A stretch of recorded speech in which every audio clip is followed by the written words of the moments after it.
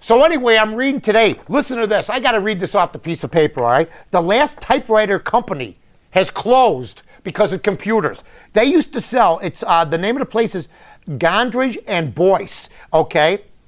They used to sell in the 90s 50,000 typewriters a year, okay? There were 400,000 typewriters sold all over the world last year. 400,000. In the US alone, they used to sell 50,000 a year, right? Computers last year, 350 million. You know how many typewriters these guys sold last year who used to sell 50,000? 800. So their business is gone.